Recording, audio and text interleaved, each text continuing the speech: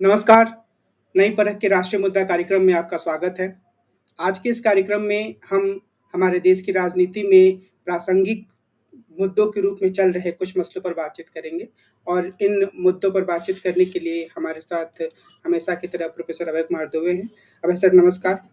पहला प्रश्न मैं जो संसद के उद्घाटन को लेकर विवाद चल रहा है, उसी के बारे में पूछना चाहूँगा कि क्या आपको लगता है कि विपक्ष एक ज़बरदस्ती के मुद्दे को उठा रहा है या फिर प्रधानमंत्री कुछ ज़्यादा ही हर जगह मैं रहूँ की भावना से प्रेरित हैं? क्या इस विवाद से बचा जा सकता था? इसे आप भारतीय लोकतंत्र के संदर्भ में कैसे देखते हैं? देखिए, ये एक ऐसा मसला है जिसके ऊपर कई बातें कही जा सकती हैं। जैसे पहली बात तो ये है कि ये एक प्रतीकात्मक मसला है।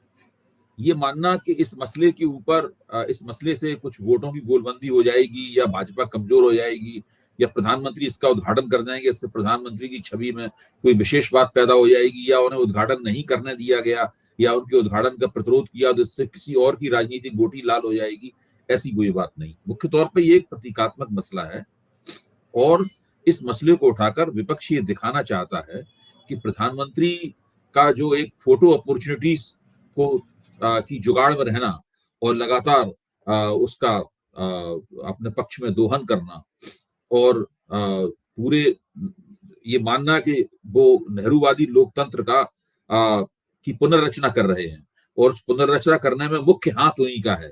तो मुख्य रूप से हर जगह उन्हीं का पत्थर लगे, वही उद्घाटन करें, यहाँ तक कि इसका शिलान्यास भी उन्होंने किया था। तो इस ये जो पूरी प्रवृत्ति है, इस प्रवृत्ति का विरोध कर रहा है विपक्ष। और इस लिहाज से देखा जाए तो विपक्ष की राजनीति के लिए इसका महत्व है। विपक्षी राजनीति के लिए इसका दूसरा महत्व यह है कि इस सवाल पर विपक्षी नेताओं में काफी कुछ एकता देखी जा रही है। सारे लोग नहीं, कुछ लोग उद्घाटन समारोह में भाग भी लेंगे, लेकिन इसके बावजूद भी विपक्ष का करीबन 85 से 90% हिस्सा इस प्रश्न के ऊपर एकजुट है। इससे ज्यादा इसका कोई महत्व नहीं है। अगर हम देखा जाए कि राजनीति में इसके जरिए कोई बहुत बड़ा भूचाल आने वाला है, तो ऐसी कोई बात नहीं। जी, लेकिन इससे क्या हम ये संदेश भी जा रहा है कि ऐसे बड़े मसलों पर भी प्रधानमंत्री एक तरह की सहमति बनाने में नाकाम हो रहे हैं, जो कि राजनीतिक रूप से उनकी अक्षमता भी मानी जा सकती है? नहीं, प्रधानमंत्री को सहमति बनाने में कोई दिलचस्पी नहीं है।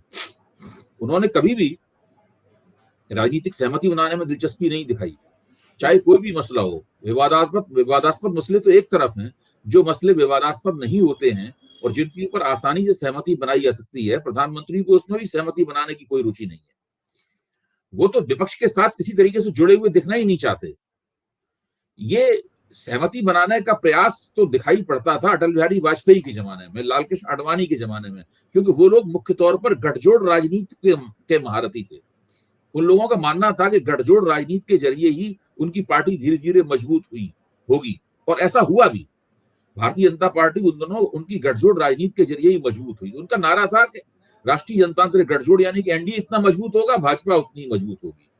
नरेंद्र मोदी जब राजनीति केंद्र की राजनीति में आए तो उन्होंने एक दूसरी बात कही। उनका कहना यह था कि भाजपा जितनी मजबूत होगी, गठजोड़ अपने आप ही उतना मजबूत हो जाएगा। तो उन्होंने भारतीय जनता पार्टी का विस्तार किया, उसको बहुत ज्यादा मजबूत बनाया, उसको बहुत बड़ा बनाया, उसको बहुत सफल बनाया और उसकी सफलता के एक फलितार्थ के रूप में गठजोड़ को पेश किया, ना कि गठजोड़ की मजबूती के फलितार्थ के रूप में भारतीय जनता पार्टी को पेश करते। चूंकि वो भाजपा केंद्रित और एक बड़ी पार्टी के नायक हैं, इसलिए उन्हें इस बात की कोई परवाह नहीं है कि दूसरे उनके साथ में किस तरीके से जुड़ते हैं। सबको साथ लेकर चलना नहीं उनका मकसद है। उनका मकसद अपने नेतृत्व में सबको चलाना है। अगर उनके नेतृत्व में कोई चलने को तैयार है तो वो बड़े आराम से उसके साथ मंच पे उसका हाथ उठा देंगे अपने साथ और तस्वीर खिंचाएंगे। लेकिन अगर उन्हें जरा भी इस बात का एहसास है कि कोई व्यक्ति उनके काम में मीन मेख निकाल सकता है, उनकी आलोचना कर सकता है या उनको वक्त दृष्टि से देख सकता है, ऐसे व्यक्ति के साथ खड़े रहना या किसी भी किस्म का कोई संवाद स्थापित करना उन्हें मंजूर नहीं। जी। एक मसला इसमें राष्ट्रपति के अपमान का भी आ रहा है कि राष्ट्रपति जो संसद में सबसे एक अभिन्न हिस्सा हैं और सारे कानून उनके हस्ताक्षर के बाद पास माने जाते हैं, तो उनको ना बुलाकर एक तरीके से राष्ट्रपति पद की अवमानना हो रही है। तो क्या ऐसा लगता है कि जो पूरा 10-9 साल तो बीत चुके हैं, इस दौर में राष्ट्रपति के पद की थोड़ी कमतरी हुई है या एक राजनीतिक आरोप भाई मात्र देखिए, है? विपक्ष ये बात कह रहा है, राष्ट्रपति की तरफ से तो इस प्रकार की कोई बात आ नहीं रही है। ऐसा तो नहीं है कि राष्ट्रपति भवन में इस सवाल को लेकर कोई बेचैनियां हैं। ये तो विपक्ष ने अपनी राजनीति को इस तरीके से पेश किया है। राष्ट्रपति भवन की तरफ से इस प्रकार की कोई संकेत नहीं। अगर ऐसा एक भी संकेत आता तो भाजपा के खेमे में भूचाल आ जाता। वो तो, और दूसरे जो भाजपा के प्रवक्तागण हैं वो इस सवाल को लेकर कुछ अस्पष्टता भी पैदा कर रहे हैं। मसलन जैसे कल एक टीवी कार्यक्रम में जब मैं चर्चा कर रहा था, उसमें भाजपा के प्रवक्ता ने जवाब में कहा कि आप किस आधार पर, मुझसे नहीं, टीवी के एंकर जो थे उनसे कहा कि आप किस आधार पर कह रहे हैं कि राष्ट्रपति और उपराष्ट्रपति को नहीं बुलाया गया।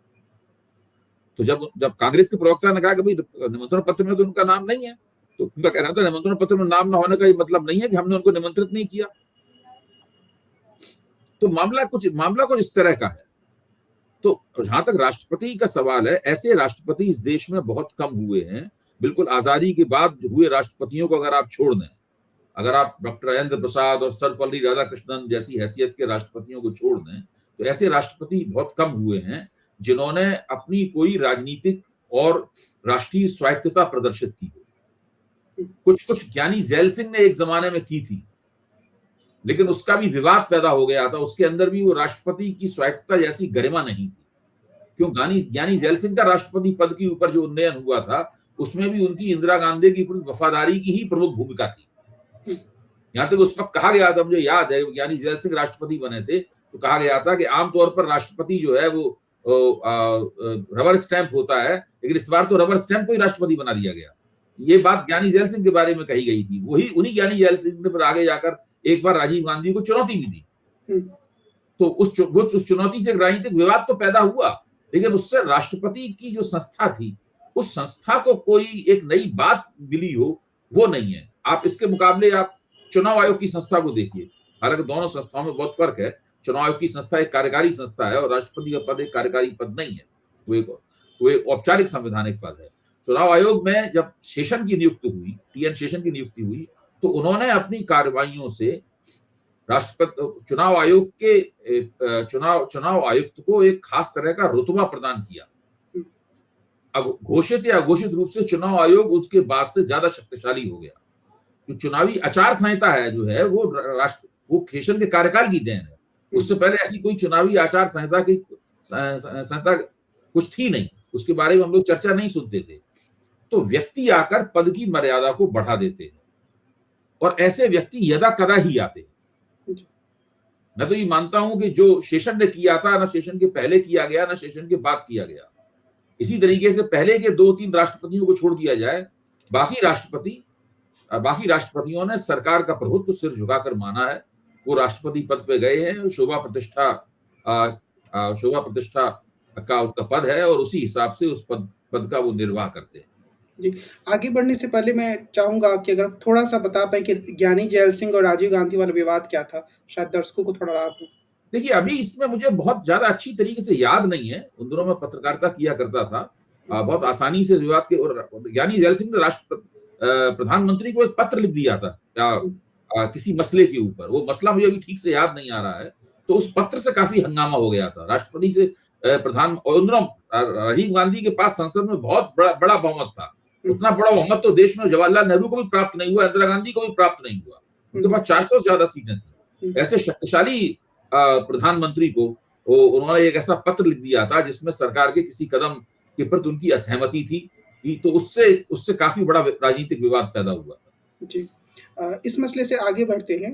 अभी अरविंद केजरीवाल अलग-अलग नेताओं से मिल रहे हैं। ममता बनर्जी से वो मिले, फिर शरद पवार से मिले और वो जो केंद्र सरकार ने अध्यादेश जारी किया उसके खिलाफ उन लोगों से संसद में समर्थन मांग रहे हैं कि ताकि अध्यादेश कानून ना बन पाए। तो इसकी पूरी राजनीति को आप कैसे देखते हैं, खासतौर पे इसमें जो कांग्रेस की भूमिका है उसको? देखिए, कांग्रेस की भूमिका इसमें बहुत दुविधाजनक है। मतलब कांग्रेस दुविधा की शिकार है, मैं ये कहूंगा। दूसरे के लिए दुविधा नहीं पैदा कर रही है, उसने खुद अपने लिए दुविधा पैदा कर ली। वो राज्य की राजनीति और राष्ट्रीय राजनीति के बीच में घालमेल कर रही है।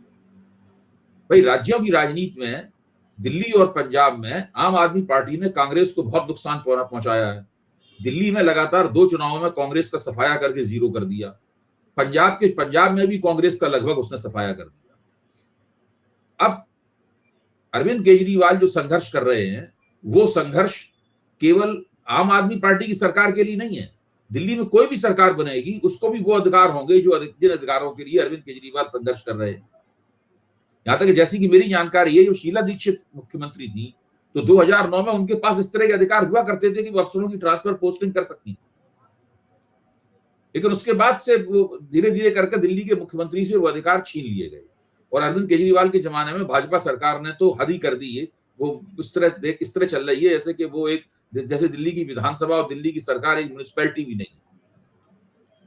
तो अब ऐसी स्थिति में जब अरविंद केजरीवाल विपक्ष की गोलबंदी कर रहे हैं, उसमें कांग्रेस पसोपेश में है। कांग्रेस ये कह रही है कि काम तो गलत किया है सरकार ने अध्यादेश जारी करके, लेकिन हम इसका विरोध तब करेंगे जबकि हम अपनी राज्य इकाइयों से पूछताछ कर लें। राज्य इकाइयों का मतलब है पंजाब और दिल्ली की इकाई।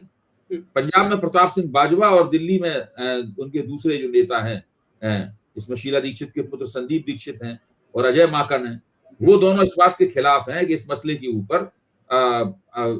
ऊपर कांग्रेस समर्थन में आए। तो अब कांग्रेस को यह तय करना है कि वो राष्ट्रीय मुद्दे को ज्यादा प्राथमिकता देती है या राज्य के मुद्दे को ज्यादा प्राथमिकता देती है। अगर राज्यसभा में सारा विपक्ष के ज्यादा बड़े हिस्से ने आम आदमी पार्टी को समर्थन दिया और भाजपा सरकार का विरोध किया और कांग्रेस ने उसका विरोध नहीं किया, तो आप सोचिए क्या स्थिति बनेगी।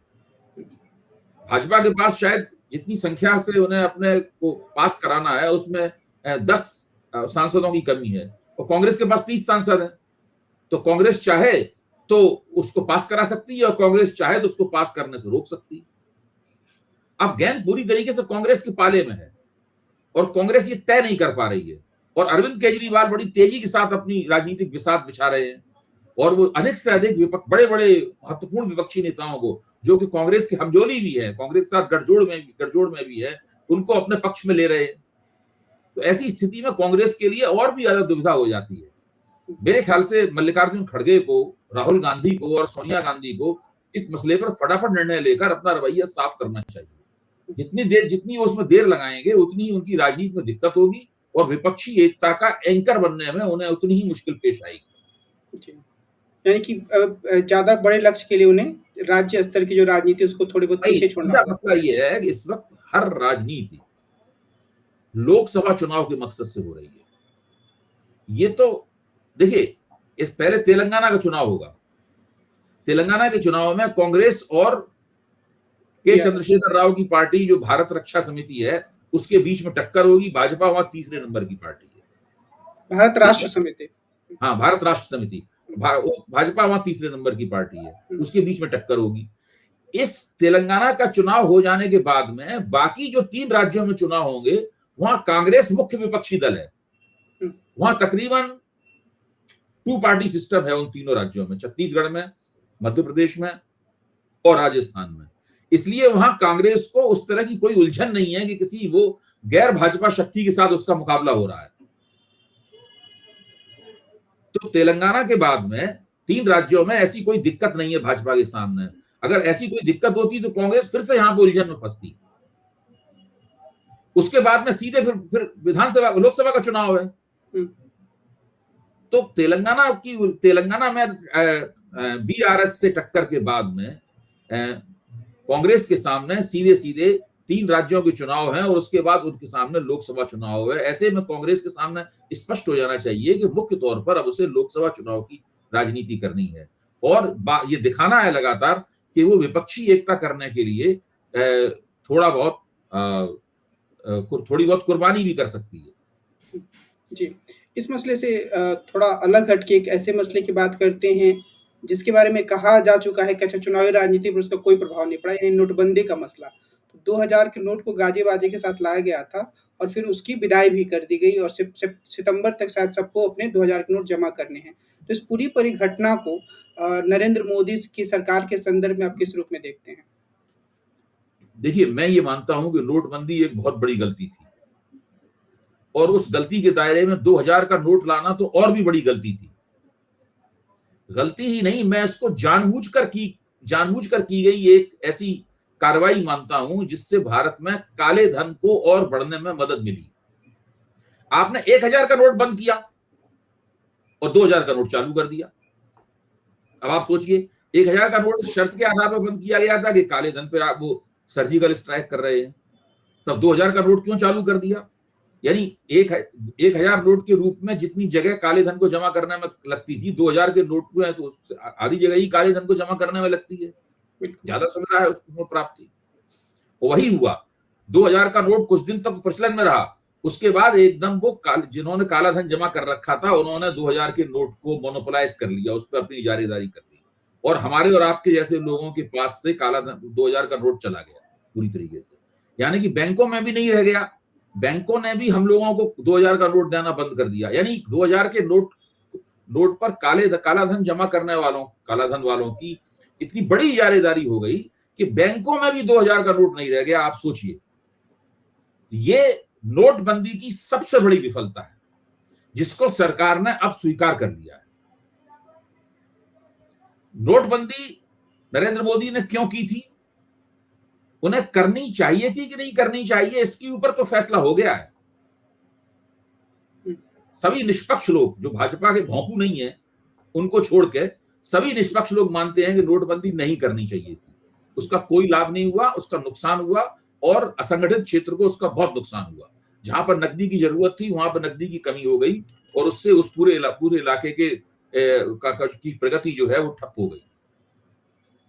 लेकिन उन्होंने क्यों की नोटबंदी? उसके पीछे के छुपे हुए मकसद क्या थे? जो खुले हुए मकसद थे वो तो गलत साबित हुए। जो उनके मकसद, घोषित मकसद थे, और वो मकसद तो सही साबित नहीं हुए। तो उसके छुपे हुए मकसद क्या थे, इनका उद्घाटन होना अभी बाकी है जी।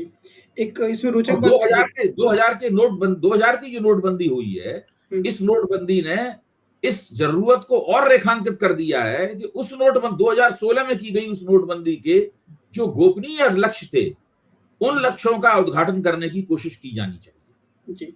इसमें एक रोचक बात ये थी कि जो नृपेंद्र मिश्र थे, जो प्रधानमंत्री के पूर्व सचिव हैं, तो उन्होंने ये कहा कि नरेंद्र मोदी इस बात के पक्ष में नहीं थे कि 2000 रुपए का नोट लाया जाए, क्योंकि उनका तर्क था कि इससे गरीबों को बड़ी दिक्कत होगी।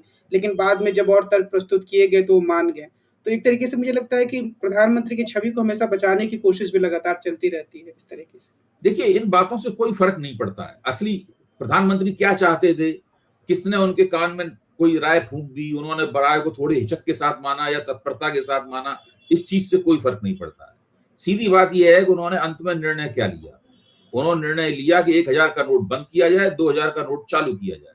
यानी उनका इरादा काले धन पर सर्जिकल स्ट्राइक नहीं था, उसका सीधा सीधा मतलब ये निकलता है।